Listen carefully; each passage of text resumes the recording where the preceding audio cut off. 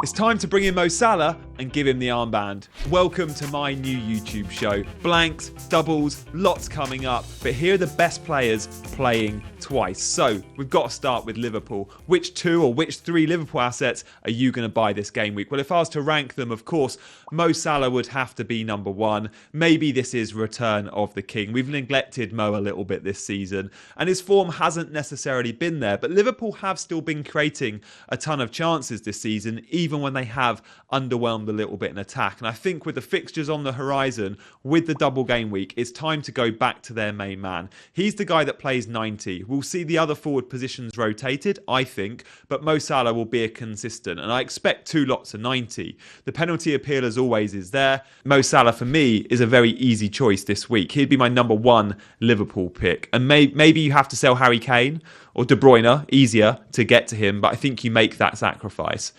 In at number two, I think Trent Alexander-Arnold would be my preferred Liverpool defender. Look, they have been conceding goals. We've just seen them ship 5 to Real Madrid. We saw them against Newcastle's 10 men, who were pretty unlucky. But I still think with the fixtures we've got, we can back on Liverpool surely for one clean sheet in these two. Although we can't forget they've been really, really poor at the back. But we're not buying Liverpool defenders for clean sheets. We're buying Liverpool defenders for the hope of the attacking threat as well. At number three, I would take a punt on Darwin, and this is a transfer that I'm considering. The problem with Darwin is the expected minutes, but do we need 180 minutes from Darwin to be happy as FPL managers? I don't think we do. I think over a double game week, if you get 120, which is more likely, two lots of 60, I think we'll probably be okay. Because he gets so many big chances. We can't forget, big chances fall his way, and the conversions perhaps increasing now. Great finish against Real Madrid. We're seeing him playing wide left, and it's helping him out. So I think Darwin's a good pick. But more on Liverpool later in today's show, when we're going to be talking some tactics. Next up, we've got to look at Arsenal. By now, I think most of us have got three Arsenal players, so let's not hang around on this. The three you've got are probably the three you'll commit to. If Martinelli's one of those three, time to sell. Odegaard or Saka. I think Martinelli could start both, but we're going to see him sharing minutes with Trossard, so it's about time he goes. Nketiah's still getting a run of games because Jesus isn't back, and Nketiah is going to get tons of big chances, again, a bit like Darwin. And look, he's been a bit wasteful in front of goal, but Nketiah's been a little bit unlucky too. At the back, if you're a Ben White owner like myself, I think you're happy there. Assist threat looks to be increasing on Ben White. He was really good in the Premier League last time out and unlucky not to grab an assist. He's getting forward on the right and been encouraged to cross. Let's look at Everton now, though, because what do we like with Sean Dyche teams always? The clean sheet threat, right? The clean sheet chances. And for me, this isn't a defence you want to invest in. Not only have they got a double, but they play in blank game week 28 as well. Tarkowski, for me, is just the easiest buy, I think, of the game week. 4.3 million. Every set piece Everton have is at McNeil corner. It's the Burnley link-up. McNeil corner, aimed at the back stick to Tarkowski's head. We've seen a goal already. We've seen chances already. Tarkowski, look, we're not bringing him in for goals, but you wouldn't be surprised if he scores 2-3 goals between now and the end of the season. It's definitely possible. But the clean sheets and the bonus points are there for Tarko as well. Elsewhere, Mikalenko's 4.3, still good value. You might want to go for a punt on McNeil, although I don't expect many goals in that Everton team. But of course, the assist threat with McNeil is always there from set pieces. And then look, if we look at Wolves in the double, a bit underwhelming, aren't they? Let's not hang around on Wolves. You might want to punt on a Jose Sarr in goal or a Kilman at the back. But for me, that's not a team I'm looking at. So who are the most efficient forwards and who are the most wasteful forwards in the Premier League? So let's have a look. I brought up the best 5 finishers in the league if we look at their XG and how they've overperformed it. So let's look from the top. No surprises. Haaland is the most efficient finisher in the league. Yeah, he's got 22 goals from an XG of 14.91. He overperforms it by around 7 goals. That's really, really useful. Like, sure, we can say he's in a good team, and sure, we can say he gets more chances than most strikers, but these numbers show he is the most efficient striker in the league at the moment. And look, Harry Kane at number 2, again, massively overperforming his by over 4 goals. I thought it was really interesting to see Bobby Firmino in there. And then again, Julian Alvarez. Maybe Pep's looking at these numbers thinking Alvarez needs to be in the team.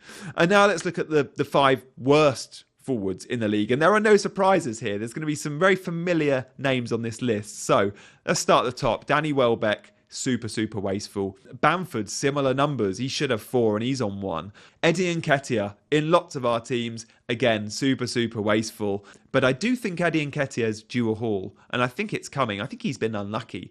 Darwin as well, we know from earlier in the season, we were seeing tons of Darwin chances, weren't we? And then Gabriel Jesus, he's always in and around the worst finishers in the league, but he does obviously way more than that in that Arsenal team, which is why he's so valuable. But again, really interesting to see the best 5 and the worst 5 finishes in the league, and how it might affect our FPL choices. What I'd say about those on the worst list, your Bamfords, your Nketiahs, Darwins and Jesuses, what we like as FPL managers quite often is we like our forwards getting a ton of chances. If they're getting a ton of chances, we don't mind if they're a little bit wasteful. The upside is still there for them. So I don't think these are bad FPL assets. They might be bad at finishing, but they might still be good FPL assets. So don't literally see this list and think you have to sell these players. Yes, they're wasteful, but the chances fall their way. Let's have a look and see how I got on last game week. Wow, it was a game week to forget for me. A massive red arrow, blanks all over the place, and some very wasteful finishing as well, interestingly enough, from Nketiah and co. Haaland too,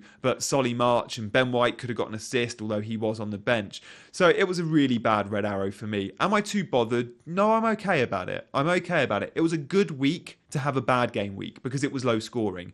And I think I'm fairly well set up for the week ahead. So let's see how I'm planning to attack this double and blank game week. So here we go, game week 25. It's going to be a good one. I love game weeks like this. And we don't see many with doubles and blanks. But I've already made one transfer. Firstly, I've got the team you can see on screen. I've currently got one free transfer. I had 2. And I've got 4.4 million in the bank. So I've currently made the switch of Kevin De Bruyne to Salah. I thought we were going to see a price rise on Tuesday night, and it didn't happen for Mo Salah. I'm sure he'll go up before the deadline, though. So Salah's in. So now, what other Liverpool players do I target? And do I bring in an Everton player or 2? So the transfers I am considering. I'm going to give you 3 transfers here that I'm considering. I'll probably make 2 of them. I might make 1 and I might make 3, but I'll probably make 2 of these transfers. So, my options. Patterson out, Tarkowski in. Okay? Patterson's not going to play in the double. He might feature, he won't start. Sean Dyche isn't going to change a winning team. A team keeping clean sheets. He's not going to remove one of his leaders and captains in Seamus Coleman, who's just scored a cracker of a goal. For me, Patterson's got a lot of work to do in that 11. And for me, if you own Patterson, I think he's an easy sell because I think Coleman's pretty nailed in that spot. So Tarkowski could come in. And again, I like Everton, double game week, but also playing the blank. That's really important. The other moves I could make. So Luke Shaw could come out for Trent Alexander-Arnold. Now Shaw's been doing really, really well, but the United fixtures and blanks on the horizon aren't great. They do double in 29. It's a nice double and I want Shaw in my team. But again, that might be a free hit week. We'll speak more about chip strategy coming up. And then the other transfer I could make could be Bamford out, probably about time, and it could be Darwin in. Now, do I like that move? Yeah, I do. But it's an additional 4-point hit. And for that forward spot, I probably want Tony in 26 and for Tony's double in 27. Therefore, do I really want to be taking a -4 for Darwin for just 1 week? I'm not sure. If I thought he was going to get 150 plus minutes, I think I'd do it. I think Darwin's going to get 120, 2 lots of 60. He could even get a 30 and a 60 because Jota could come in or Bobby could come in and start one of the 2. So I'm a little bit concerned for Darwin, but I still think he's a really good pick because you only need 120 minutes from Darwin for points. So I am considering that transfer. So we'll see how I get on. And you can follow me on Twitter to see my team reveal just before the deadline. But at the moment, I think I'm probably swaying towards 2 of the free transfers, which would mean Tarkowski and Trent in, and probably giving Bamford one more game against Southampton and then converting Bamford to Tony next week. That's my team. What about the fixtures?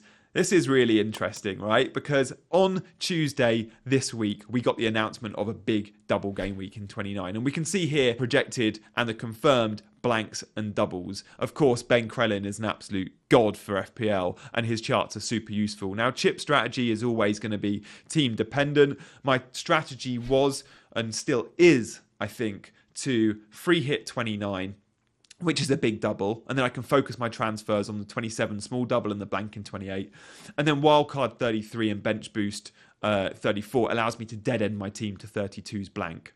Now, the big FA Cup game for all of us FPL managers is Fulham versus Leeds. If Leeds win and they've got a Bookies have them at 40% likely. If Leeds win, then Liverpool will get a fixture in game week 28.